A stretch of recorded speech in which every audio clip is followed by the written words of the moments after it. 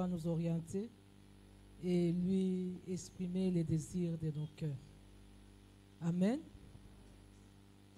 C'est un jour de grâce que le Seigneur a donné à chacun de nous. Nous allons lire la parole de ce matin dans l'épître de Jacques au chapitre 4. Nous allons lire du premier verset jusqu'au 6e verset. Jacques 4, 1 à 6.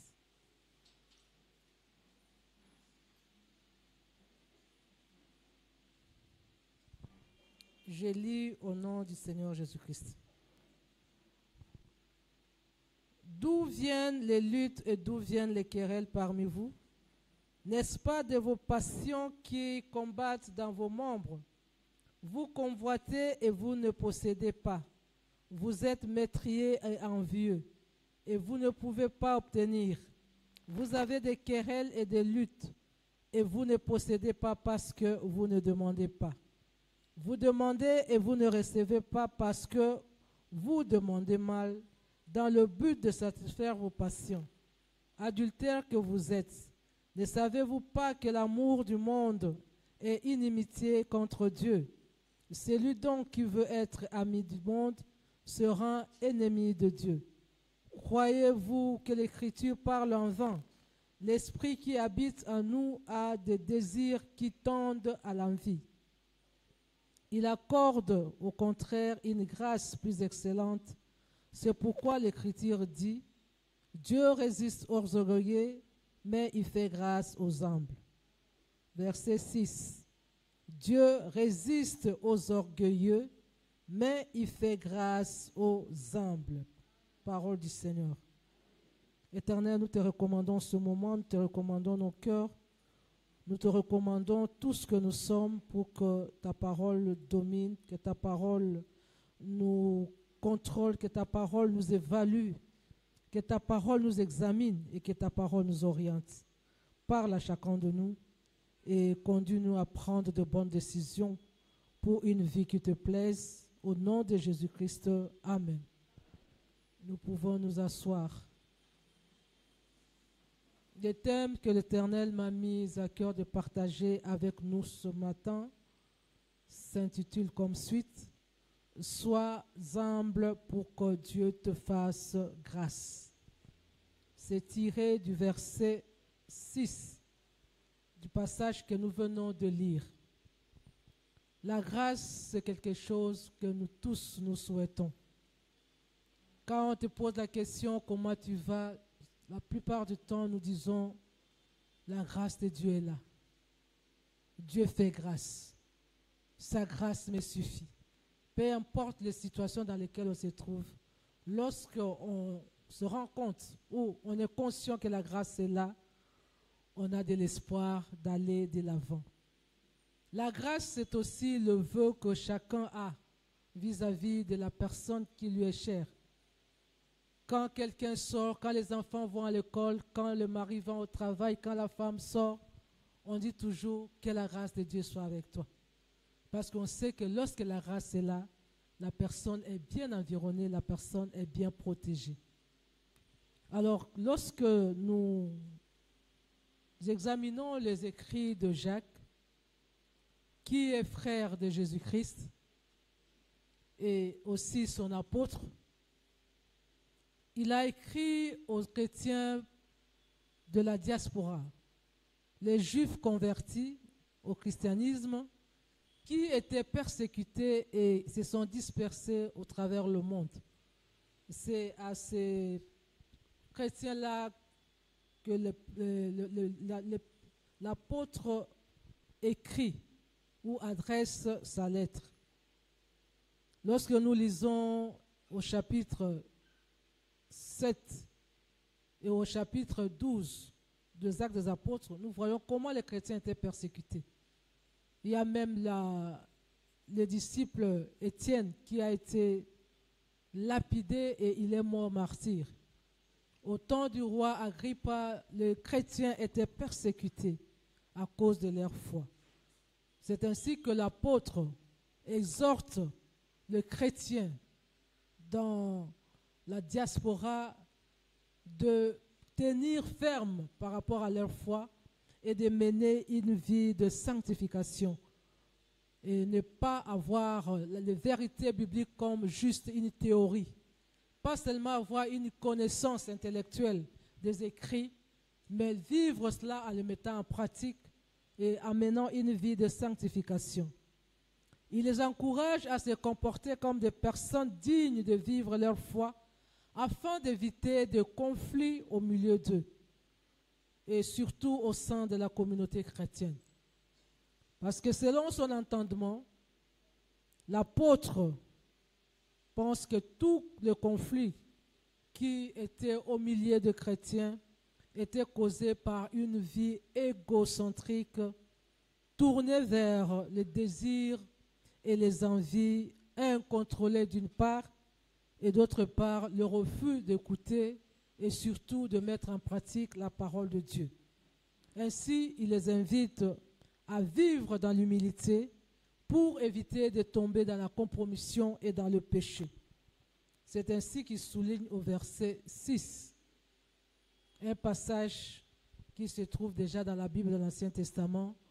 Dieu fait grâce aux humbles et il résiste aux orgueilleux. Nous avons tous besoin de cette grâce. Et le secret pour que Dieu fasse grâce, c'est d'être humble. C'est pourquoi nous voulons partager sur ce thème aujourd'hui. Et notre petit partage va s'articuler autour de 3 points. La première chose, c'est la compréhension des concepts. Faire grâce, c'est quoi? Être humble, c'est quoi? Deuxièmement, nous allons voir qu'est-ce que nous devons faire pour développer l'humilité dans notre vie. Et enfin, quels sont les bénéfices que nous tirons à être humble. Pour ce qui est de notre premier point, c'est quoi faire grâce? Quand nous disons que Dieu fait grâce, c'est que Dieu nous donne, nous les fautifs, nous les pécheurs, c'est que nous ne méritons pas, au lieu de nous donner les châtiments que nous méritons. Et ce que nous méritons, c'est la mort. Parce que la Bible dit dans Romains 6, verset 23, que le salaire du péché, c'est la mort. Mais le don gratuit de Dieu, c'est la vie éternelle en Jésus-Christ. Mais au lieu de nous donner cette punition de la mort que nous méritons, Dieu nous donne la vie, la bénédiction, la joie, la santé, la force et même il pourvoit à nos besoins au quotidien. C'est ce que nous ne méritons pas. Et ça, c'est une grâce. Faire grâce veut dire se faire entrer quelqu'un dans un régime de faveur inexpliqué et imméritée, dont la source se trouve dans l'amour et la miséricorde de Dieu. Lorsque Dieu fait grâce à quelqu'un, il le connecte à lui personnellement, il a son regard sur lui et lui fait du bien. Quand Dieu fait grâce à quelqu'un, c'est-à-dire qu'il ouvre pour la personne les écluses de cieux et il fait tomber sur lui tout ce qu'il a de plus précieux que les hommes ne pouvaient pas imaginer qu'il pourra avoir un jour. Ce que les gens pensent que tu ne peux pas avoir, ce que les gens pensent que tu ne peux pas faire, là où les gens pensent que tu ne peux pas arriver, par la grâce de Dieu, tu peux. Parce que Dieu est capable de transformer toute situation. La Bible nous dit au verset 6 de cette épître de Jacques que Dieu résiste aux orgueilleux alors qu'il fait grâce aux humbles. C'est quoi résister aux orgueilleux? Quand Dieu résiste à quelqu'un, c'est-à-dire qu'il refuse de céder à sa demande et à ses supplications, peu importe le degré d'insistance, peu importe les larmes, le cri, Dieu ferme ses oreilles et il refuse de lui faire du bien. Et son refus est catégorique, c'est-à-dire il ne veut pas tout simplement faire du bien à cette personne orgueilleuse parce que pour Dieu, l'orgueilleux ne mérite pas sa grâce. On peut avancer des arguments, on peut pleurer, crier, mais Dieu, quand il résiste, personne ne peut changer la situation. C'est pourquoi nous ne pouvons que chercher cette grâce. Et pour cela, l'auteur nous dit, nous devons être des personnes humbles. Bien-aimé, puisse Dieu t'accorder cette grâce. Puisse Dieu t'ouvrir les portes que les autres ont fermées contre toi. Que Dieu te fasse arriver là où les gens pensent que tu ne peux pas. Et tout cela, c'est par grâce. Être humble. L'humilité, c'est une attitude d'ouverture et de soumission volontaire à la grâce de Dieu. L'humilité n'a jamais été quelque chose de contrainte. Parce que la personne accepte de se soumettre, de se mettre sous l'autorité de Jésus-Christ dans le cas d'espèce. On peut se soumettre à quelqu'un. Comme les femmes se soumettent chacune à son mari. C'est volontaire. Quand ça devient contraignant, c'est-à-dire qu'il n'y a pas soumission. La soumission a toujours été volontaire. Et la personne qui est humble accepte volontairement de se mettre sous l'autorité, de dépendre de quelqu'un parce qu'il se sent lui-même limité.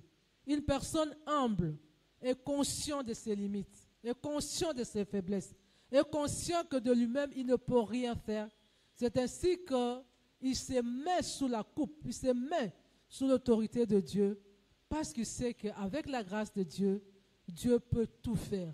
Parce que rien n'est impossible à Dieu. La personne qui est humble reconnaît la valeur et le mérite des autres et l'apprécie à sa juste titre. Parce que personne n'est inutile. Toute personne que Dieu met à tes côtés va t'apporter quelque chose. Ainsi, une personne humble ne peut pas minimiser. Il ne peut pas condamner, il ne peut pas juger, parce qu'il sait se mettre à la place de l'autre. C'est seulement en se mettant à la place de l'autre qu'on peut comprendre sa situation, qu'on peut comprendre ses erreurs, qu'on peut comprendre ses fautes et arriver à pardonner parce qu'on se reconnaît aussi étant humain et faillible. Celui qui est humble renonce à soi et combat son ego. Parce que quelqu'un qui a un ego élevé, c'est un orgueilleux. Il ne voit que lui. C'est lui qui doit être au-dessus. C'est lui qui doit être le premier. C'est lui qui doit être au-dessus de tout. C'est lui qui doit commander. C'est lui qui doit donner des ordres. C'est toujours lui, c'est toujours lui. Ça, c'est de l'orgueil. Parce qu'on ne peut pas tout faire soi-même. La personne qui est humble choisit de s'humilier, choisit de se rabaisser, choisit de ne pas fixer les regards sur ses points forts, mais plutôt sur ses faiblesses. Pas sur sa connaissance, mais sur ce manquement, son incompétence. Pas sur ce qu'il est capable de faire, mais sur ce qu'il est incapable de faire. C'est alors qu'il aura toujours besoin de quelqu'un à côté de lui pour le soutenir, pour le guider. Et mieux, il aura toujours besoin de Dieu. Parce que sans l'autre, nous ne pouvons rien. Personne ne peut aller de l'avant, se développer, s'épanouir, ou je ne sais pas, avec ses propres efforts. Si nous voyons notre parcours depuis la naissance, c'est toujours l'intervention des autres. Pour venir au monde, il y a eu l'intervention, l'amour de parents, papa et maman. C'est pourquoi nous sommes là. N'eût été leur amour, personne ne serait sur terre. Donc, nous sommes là parce que les autres font que nous puissions être.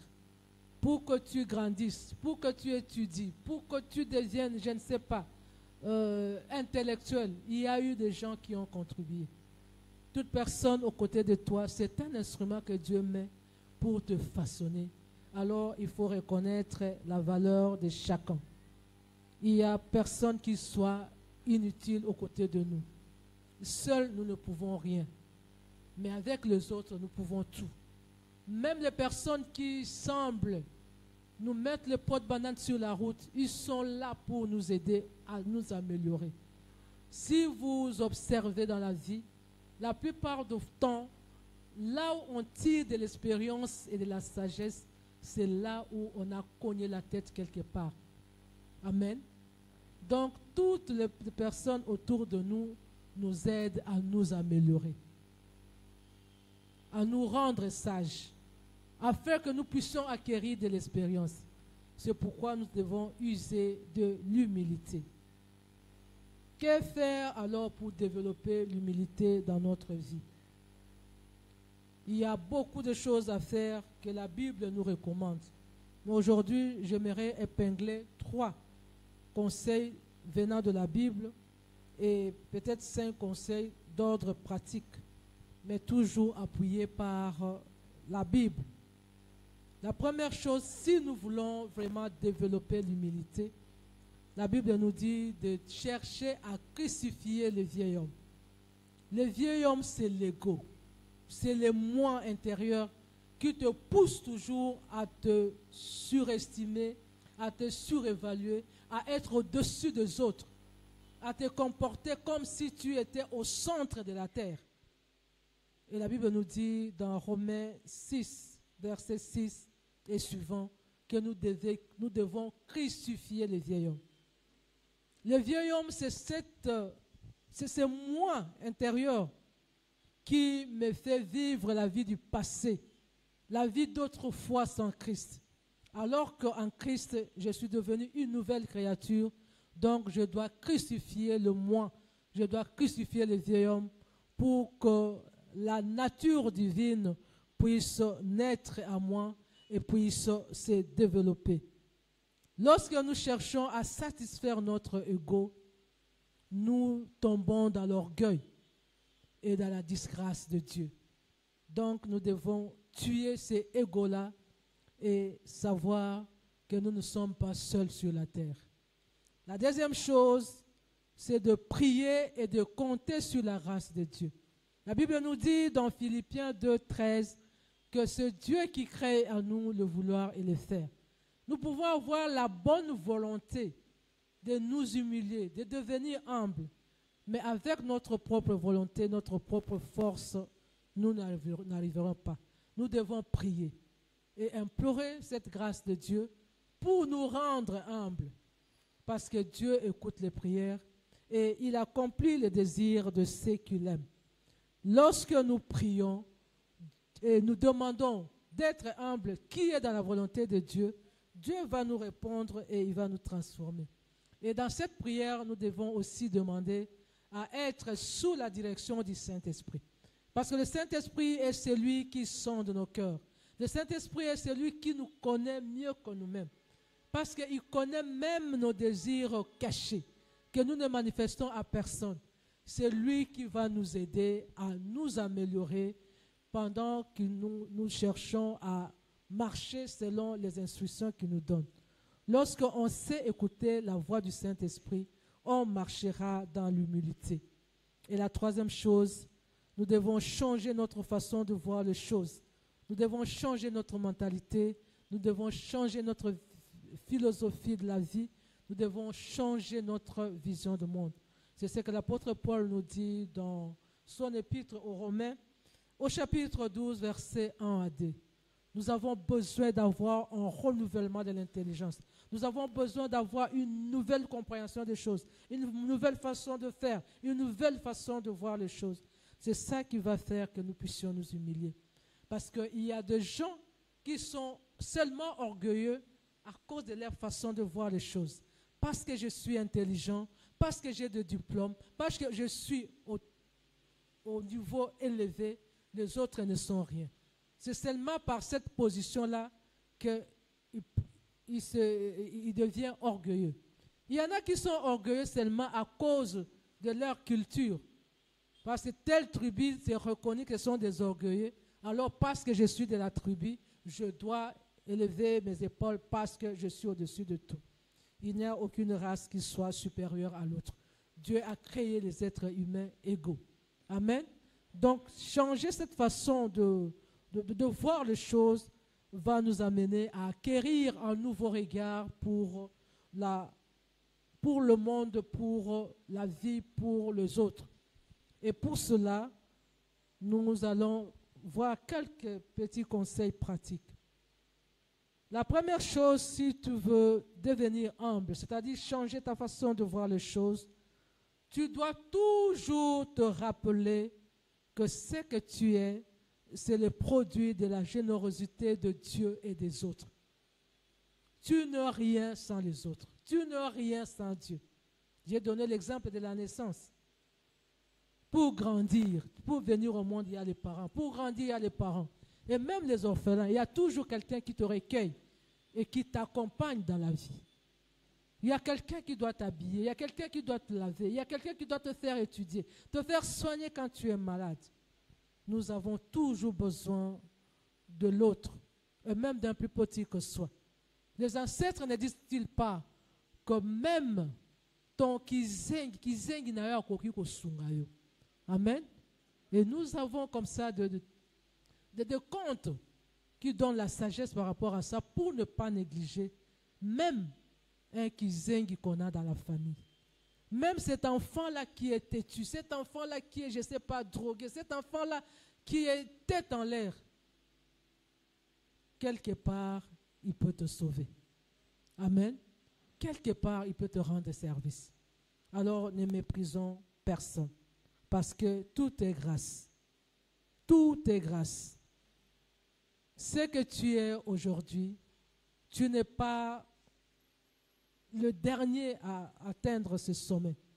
Et ce n'est même pas le sommet. Parce qu'on dit toujours que l'homme c'est un éternel insatisfait. Ce que tu as besoin d'ajouter. Ceux qui n'ont pas peut-être de maison, ils ont besoin d'avoir ne fût-ce qu'un studio. Mais ceux qui ont des villas cherchent toujours à ajouter. Donc ce que tu es, quelqu'un d'autre est aussi au-dessus de toi. Le diplôme que tu as, quelqu'un d'autre a plus que toi. Le statut que tu as, quelqu'un d'autre a plus que toi. Donc, on ne peut pas se sentir arrivé pour commencer à mépriser l'autre. Proverbe 14, verset 21 nous dit, ne méprise personne. Parce que nous ne savons pas de quoi demain est fait. Nous ne savons pas ce qui peut arriver. Il y a des gens qui aujourd'hui étaient des subalternes, mais qui hier étaient des subalternes, mais qui sont élevés au-dessus de ceux qui les ont dirigés autrefois. Donc on ne sait pas ce qu'on sera demain. Aujourd'hui, peut-être tu es en santé. Sache que tout ce que nous avons, nous pouvons un jour le perdre. Amen. Amen. Il y en a qui étaient, qui voyaient avec les deux yeux, mais un jour se sont retrouvés malvoyants. Et si c'était manqué d'un aveugle, quand tu seras dans cette situation? Aujourd'hui, peut-être tu as tes deux pieds, on ne sait jamais. Oui, comme ça va te belé, handicapé. Alors qu'autrefois, ils étaient bien. Donc, nous devons savoir que nous ne sommes rien sans l'autre et ne pas minimiser. Pour développer l'humilité, deuxième chose, nous devons nous mettre constamment en tête que nous ne sommes que de pèlerins sur cette terre. Un pèlerin, un voyageur ne s'encombre pas avec de charges parce qu'il sait qu'il est en train de passer. Par exemple, dans le village, quand quelqu'un est étranger dans ces villages-là, il ne va pas construire. Même s'il doit construire pour s'habiter, mais il ne construira pas une grande maison. Parce que je sais qu'ici, ce n'est pas chez moi. Un jour, je partirai. Et nous sommes des voyageurs sur cette terre. Nous sommes des étrangers. Nous sommes des pèlerins. Un jour, nous quitterons la terre avec tout ce que nous avons trouvé, avec tout ce que nous avons cherché.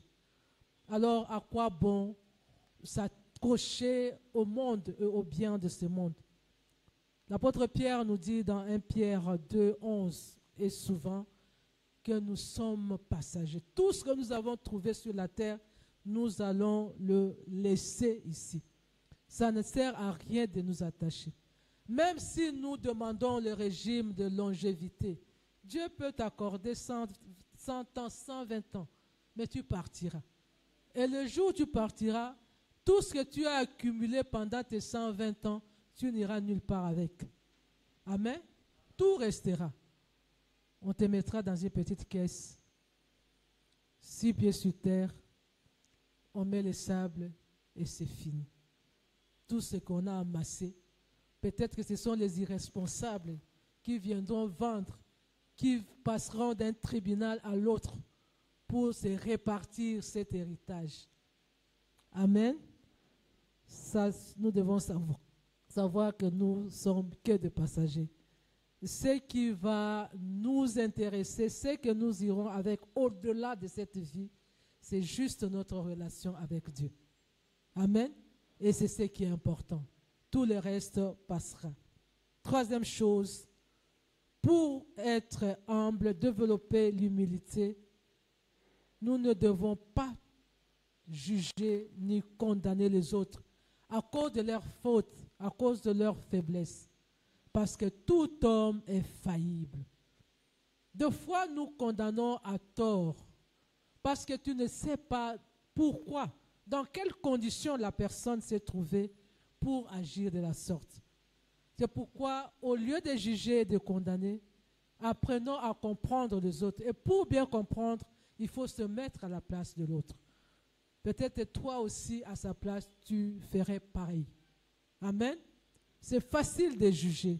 Mais quand tu seras à la place, tu auras besoin de te justifier. Tu chercheras à ce qu'on te comprenne. Alors pourquoi pas que toi tu comprennes l'autre? Ne jugeons pas. Apprenons à faire des concessions en famille, dans la communauté. Parce qu'on n'a pas toujours raison. Amen. On n'a pas toujours raison. Personne n'a le monopole du savoir. Personne n'a le monopole de solution.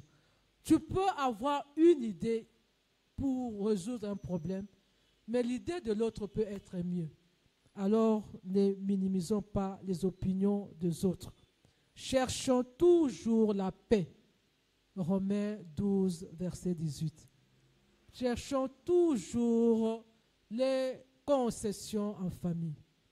Tu ne peux pas toujours avoir raison. Tu ne peux pas être là toujours à donner des ordres. Il faut des fois aussi savoir écouter les avis des autres. Ça peut nous apporter la sagesse. Autre chose, nous ne devons pas toujours chercher à parler de nos succès devant n'importe qui. Parce qu'on ne connaît pas le cœur des hommes. La Bible dit, le cœur de l'homme est tortueux. Qui peut le connaître? Celui à qui tu partages tes succès, tu partages ta réussite, tu partages tes projets. Penses-tu qu'il est de cœur avec toi? Amen. Les ancêtres disent, Nyamao Eliara lidesu, Ezalaranakati lidesu. Donc pour dire que la personne qui peut te détruire demain, c'est peut-être ton entourage. C'est peut-être la personne à qui tu fais le plus confiance. C'est pourquoi, comme nous ne connaissons pas le cœur de l'homme, pour ne pas susciter jalousie, querelle, compétition, envie, parlons pas de nos succès aux autres. Parce que nous devons être prudents. C'est l'orgueilleux qui aime parler de lui. Moi, j'ai fait ceci, je vais réaliser ceci, moi, je suis ceci, moi, je suis ceci. Nous ne pouvons pas être de ceux-là. Ce n'est pas bien. Au contraire, il faut accepter d'être critiqué, accepter la correction, accepter qu'on te fasse des remarques, parce que c'est ça qui te poussera à chercher à t'améliorer, à te perfectionner. Même par rapport à la connaissance, on ne peut pas croire être arrivé. L'apôtre Paul nous dit dans 1 Corinthiens 13 au verset 9 que nous ne connaissons qu'en partie. Amen. Nous ne connaissons qu'en partie. La connaissance parfaite et totale, nous ne l'aurons que lorsque nous verrons le Seigneur face à face. Nous devons, pour ne pas susciter jalousie, envie, et querelles, nous devons éviter de faire des remarques désobligeantes aux gens. La Bible nous dit, ne fais pas autrui ce que tu ne voudrais pas qu'on te fasse. Amen. Et enfin, apprends à dire merci, excuse-moi, pardon, s'il vous plaît. C'est signe d'humilité et de politesse. On ne peut pas minimiser ou mépriser un bienfait reçu, que ce soit de la part d'un homme ou de la part de Dieu. Il y a des gens qui facilement donnent les offrandes, donnent des dîmes, mais qui ne sont pas prêts à donner les actions de grâce, parce que ça ne leur dit rien. L'action de grâce, c'est savoir dire merci à Dieu pour la vie, pour la force, pour ce qui t'a donné la possibilité d'avoir de l'argent. Mais pourquoi ne pas lui dire merci? Amen. Nous devons apprendre à dire merci à Dieu. Et j'ai remarqué que même nos moniteurs de l'écodime, ils enseignent aux enfants à donner la dîme. Nous voyons les petits enfants bénis donner la dîme ici. Ils donnent leurs offrandes là-bas à l'écodime. Mais on ne leur enseigne pas à donner les actions de grâce. Ce n'est pas bien. Les enfants doivent aussi être reconnaissants envers Dieu. On ne peut pas minimiser un bienfait. S'excuser, c'est la moindre des choses. Personne n'est totalement, je ne sais pas, compétent. Nous commettons toujours les erreurs et nous devons savoir nous excuser. Demander pardon, c'est un signe d'humilité parce que nous sommes faillibles. Tu ne peux pas toujours avoir raison, toujours avoir raison, toujours avoir raison. Non. Tu ne peux pas toujours chercher à ce que les gens agissent comme toi tu le veux. Parce que tu n'es pas Dieu. Même Dieu qui nous veut le bonheur, qui voit que lorsque nous suivons sa voie, nous serons heureux. Il nous laisse la liberté. Il ne nous oblige pas, bien que sa volonté est que nous puissions obéir à ce qu'il nous demande. Mais il nous laisse le choix de le faire. Mais pourquoi toujours t'imposer? Celui qui s'impose, c'est un orgueilleux. Il croit que lui, il est au sommet et les autres vont s'exécuter. Ce n'est pas bien. On ne peut pas avoir toujours raison tout le temps. Il faut savoir reconnaître ses fautes et aussi s'humilier. Parce que si tu es là seulement à donner des ordres, tu ne dis jamais s'il te plaît, même à un enfant. C'est l'éducation qu'on donne à l'enfant. Tu es là toujours donner des ordres. Donne-moi de l'eau, fais ceci pour moi, fais ceci, cela. Et l'enfant va imiter. Si c'est un garçon et que c'est son père qui donne des ordres, le jour où il sera aussi c'est lui, c'est le comportement qu'il va afficher. On ne donne que ce qu'on a reçu, ce qu'on a. Il va commencer à donner des ordres chez lui. Et s'il a une femme qui ne sait pas tempérer, qui n'est pas soumise comme sa mère l'était, ça sera le feu. Et ce feu-là, c'est toi qui l'as préparé parce que toi, tu n'as pas su t'humilier, tu n'as pas su demander pardon, tu n'as pas su t'excuser, tu n'as pas su dire merci alors que les enfants étaient en train de grandir. Nous devons savoir nous excuser. Personne n'est parfait. Nous commettons toujours des erreurs et nous devons nous excuser. Nous devons demander pardon. Demander pardon même à un enfant, même à un inférieur, ne te diminue en rien. Au contraire, ça te valorise et ça attire le respect des autres. Alors pour terminer, qu'est-ce que nous gagnons lorsque nous sommes humbles? La première chose, c'est l'élévation. La Bible dit que Dieu élève ceux qui sont humbles et il rabaisse ceux qui sont orgueilleux. Dans Proverbe 29, verset 23, la Bible dit ceci: l'orgueil d'un homme l'abaisse, mais celui qui est humble d'esprit obtient la gloire, obtient l'élévation, obtient le succès. Amen. Donc l'humilité élève. Jésus lui-même a dit, si tu veux être le plus grand, il faut être le serviteur de tous. Il faut t'abaisser. Et c'est quand tu t'abaisses que Dieu va t'élever. Autre chose ou autre bénéfice, c'est que quand tu es humble, tu seras recommandable. Les Quinois disent moto ya batu. Ceux qui osent moto ya batu, les gens vont te recommander. Lorsqu'il y aura une position, un poste, quelque chose à faire, on va te proposer. Parce qu'on sait que quand toi tu seras élevé, tout le monde va se retrouver. Mais quelqu'un qui est orgueilleux, qui ne sait que piétiner les autres, ne sera jamais recommandé parce qu'on sait que oh ceux qui a mati bisoto sambo. Amen. Amen. Autre chose, autre bénéfice, quand on est humble, on bénéficie de l'appréciation et du respect des autres. Les gens respectent les gens qui s'humilient. Même si tu es jeune, tu as un âge inférieur aux autres et qu'on t'élève pour commander, pour diriger, même les vieux vont te respecter si tu es humble. Mais si tu n'es pas humble, on va te combattre. Donc l'humilité attire le respect et l'appréciation des autres. Dans Proverbe 16, verset 19, la Bible dit « Mieux vaut être humble avec les humbles que partager les butins avec un orgueilleux. » Parce qu'un orgueilleux, quand il te donne, c'est avec les insultes, avec les mépris. Il te dénigre. Il te chosifie. Mais quand tu es avec les humbles, vous partagez d'égal en égal. Personne ne se sent supérieur, personne ne se sent inférieur. L'humilité, c'est quelque chose de bien.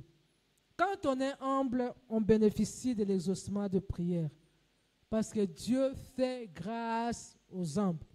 La Bible dit dans Proverbe 15, verset 29, « L'Éternel s'éloigne des méchants, mais il écoute la prière des justes. » La prière des humbles, la prière de ceux qui l'aiment, la prière de ceux qui obéissent à sa parole.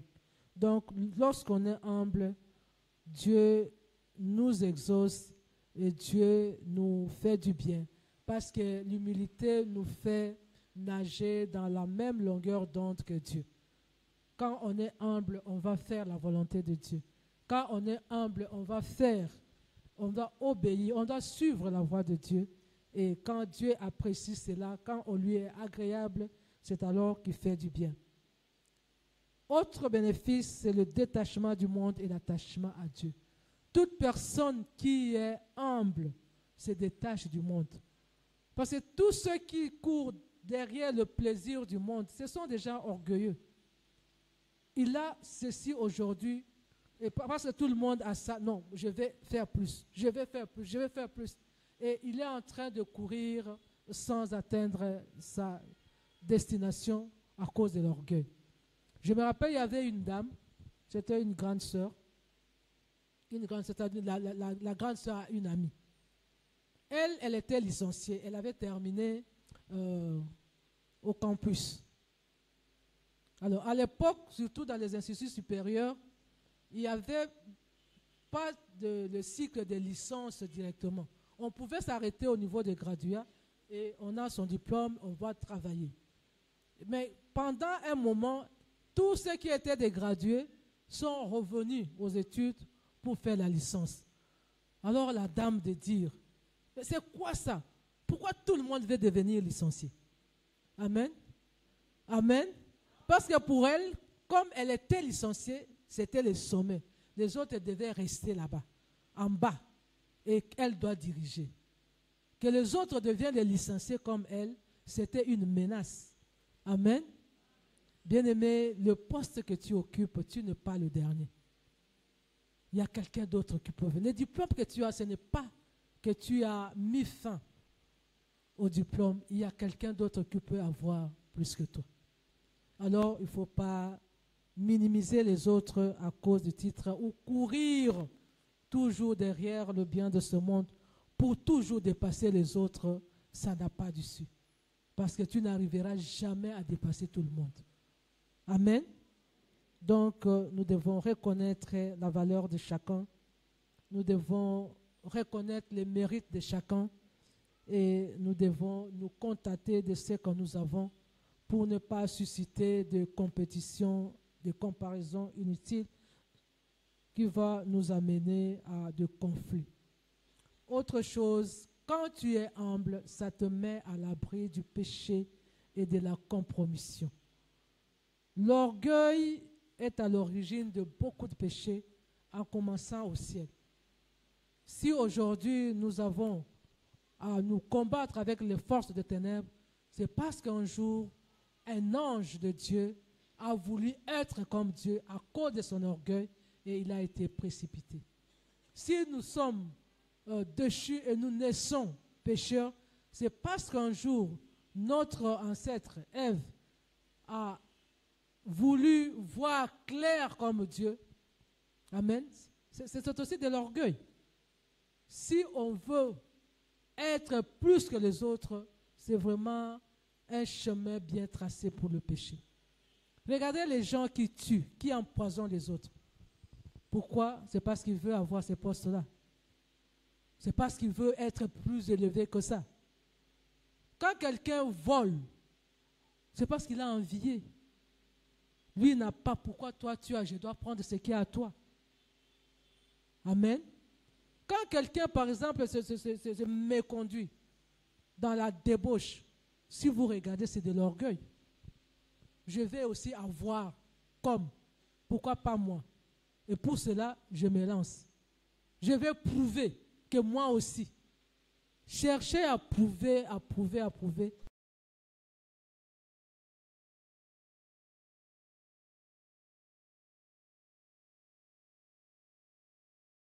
Toute personne qui se répand avec un cœur sincère, en s'humiliant devant Dieu, obtient miséricorde, obtient la grâce. Pour terminer, bien-aimé, je vais juste te rappeler que Dieu fait grâce aux humbles. Et comme nous avons besoin de la grâce, cherchons à tout prix à devenir humbles pour que nous puissions bénéficier. Un orgueilleux, c'est quelqu'un devant qui les portes se ferment parce que personne n'aime faire faveur à un orgueilleux. Mais par contre, quand on est humble, quand on choisit de vivre dans l'humilité, Dieu va jeter son regard de grâce. Dieu va ouvrir les églises des cieux. Dieu va accorder ses faveurs imméritées. Dieu va te faire de bien.